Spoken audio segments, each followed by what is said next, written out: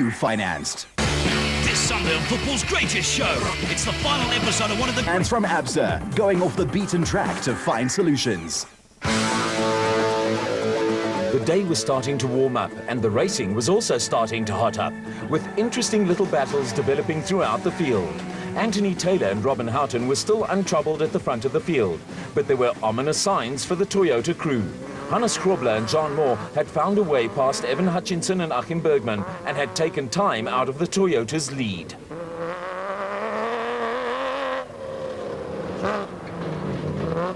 Hannes Grobler has been around for almost 30 years and with his vast experience is a past master at cat and mouse games. With a clear road ahead, the Donaldson-Nissan pair could concentrate on taking more time off the Castrol Toyota up ahead. For their part, Hutchison and Bergman were firmly in control of the special vehicle category. Behind the first two cars on the road, there'd been a significant change. Ivar Tollefsen and Quinn Evans had got past both the Visser-Badenhorst Toyota and the Woolridge Skoltheimer Ford and were now third in the production car stakes. Woolridge and Skoltheimer appeared to have picked up a problem and were coming under fire from Herman and Richard Sulwald, who'd moved ahead of the Corbett Balzar CR1. The Sulwalds were a bare bit behind Hutchinson and Bergman, but were putting up their best showing of the season.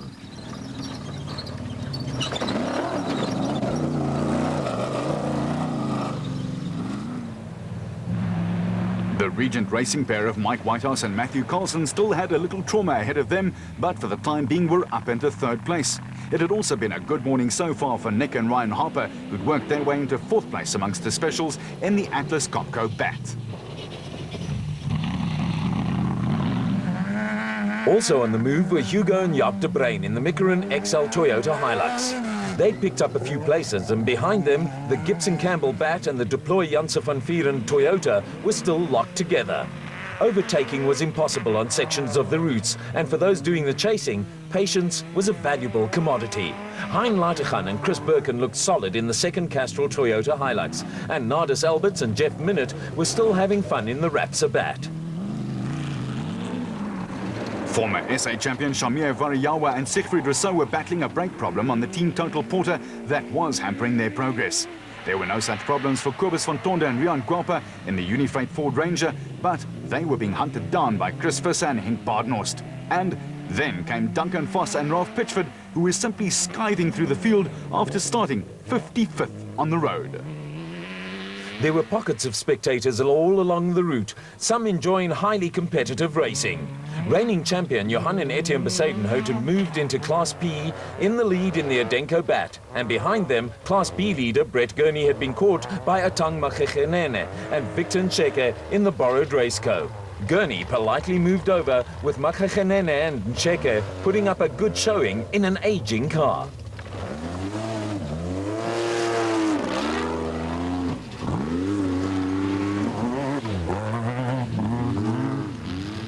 Local KZN crews driving JRE entries were still dominating Class B, with former SA champion Marcus Taylor and Derek Keith chasing after Eston farmer Brett Gurney. Both Class B cars were being hauled in by the KEC Bat, with Johan van Staden and James Rousseau now up into second place in Class P in another impressive performance by last year's Northern Region champions.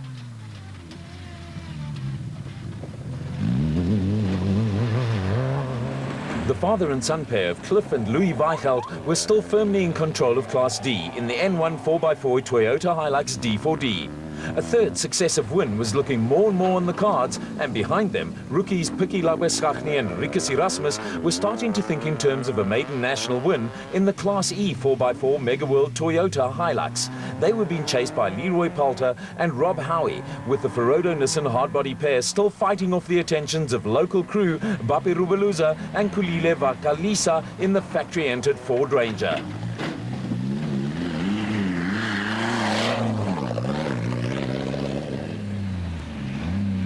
Still running strongly, but a long way behind the Weichelts in Class D were Kutsia Labeskagni and Johan Gerber in the Raysonics Nissan hardbody. The experienced Nissan pair had a slight advantage over Heini Strumpfer and Hendrik van der Linde, who are in their first season in the Micron XL Toyota Hilux. With the track being churned up by the cars ahead, it was tough going for those towards the back of the field, but brothers Katlego and Andrew Makanete were still going strong in their Zarko. At the compulsory pit stop, all was well with Anthony Taylor and Robin Houghton. It's been going very well, I must say. It's a bit slippery in the morning on the dew, and you know, being first on the road in the forest, it's quite slippery because there's a lot of leaves in the forest itself. So just taking it very easy there. Hannes caught up to me a little bit, and to about a minute and a half, and then I started pushing again a bit. Now it's up to about 2.5 minutes. So yeah, it looks like we got the pace. Let's hope we can bring it home in one piece. Over in the Donaldson Nissan camp, there were also no problems for Hannes Grobler and Johan Moore. Tough day on the office. It's very, very tight, very technical, but it's good. Some places it's very slippery, and it looks like the farmers enjoy it to even put the irrigation on. So we had a few slips and slides through there, but it's very well organized. There were also no problems for special vehicle leaders Evan Hutchinson and Achim Bergman, although a demanding route was turning out to be a little tougher than the crews expected. It's incredibly tough out there. It's quite different. It's some new areas of the route. This last lap now, the west loop was quite intense. In the Ford camp, there was concern over the Ranger developing a loss of power.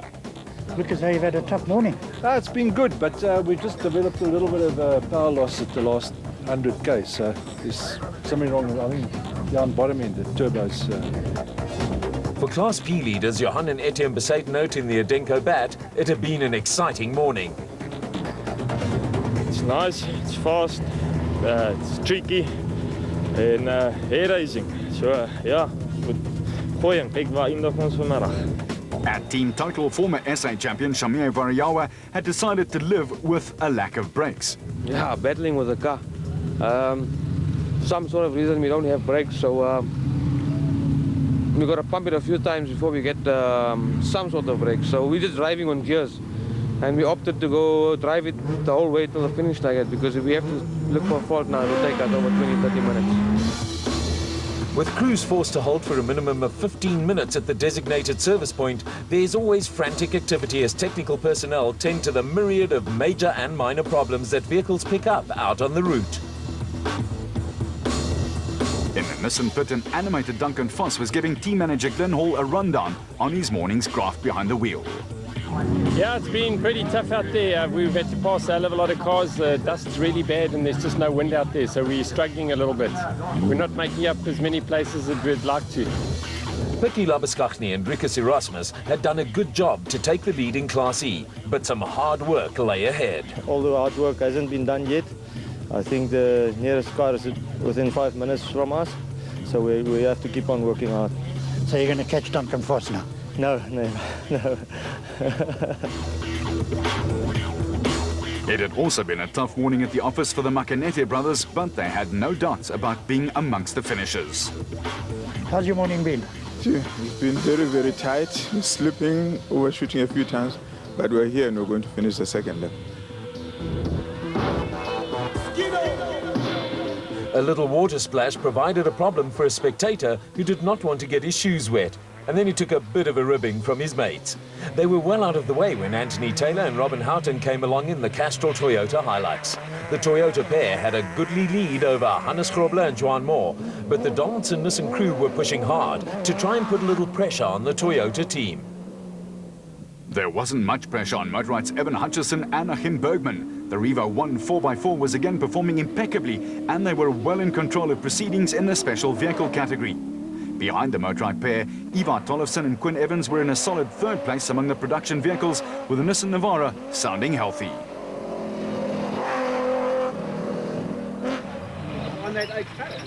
Although they'd fallen well behind Hutchinson and Bergman, the father and son combination of Herman and Wichard Zolwald was still a solid second in the special vehicle category.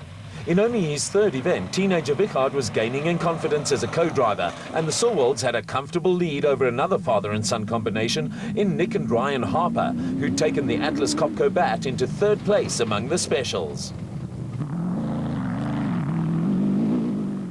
Off-road racing is liberally sprinkled with family teams, and another father-son combination in Hicho and Jaap de Bruin were making steady progress up the SP class pecking order.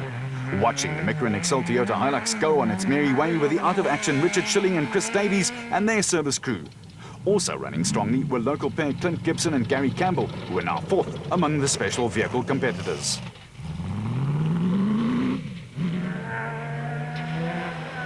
Although minus a little bodywork, Hein Leitergan and Chris Birkin looked in good shape in the second Castrol Toyota Hilux. But for race leaders Anthony Taylor and Robin Houghton, it was the end of the road. The Castrol Toyota Hilux ground to a halt, and it was a disconsolate Anthony Taylor and Robin Houghton who walked out of the forest. I'll be home for dinner, love. Sorry. Then Andres Alberts and Jeff Minute went past in a very healthy-sounding Rapsa bat.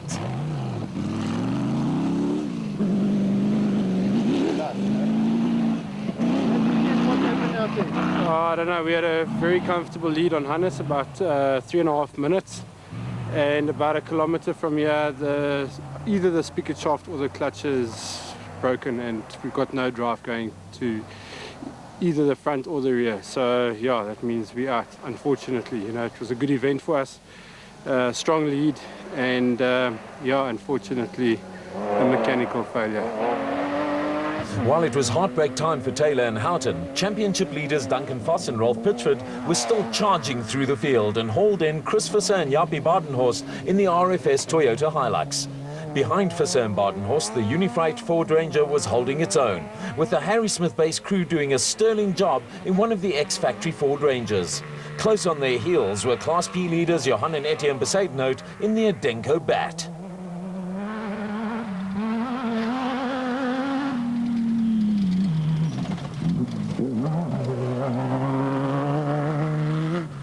Local driver Brent Gurney was still leading Class B in the JRE, but his progress was temporarily halted when he stopped to change a flat tyre. Racing a single-seater means one has to be driver, navigator and mechanic, and it was an incident that was to cost Gurney dearly. While he was stranded on the side of the road, Marcus Taylor and Derek Keith moved into the Class B lead in another JRE. Gurney was also passed by Class P frontrunners Johan van Staden and James Rousseau, but he was still enjoying himself.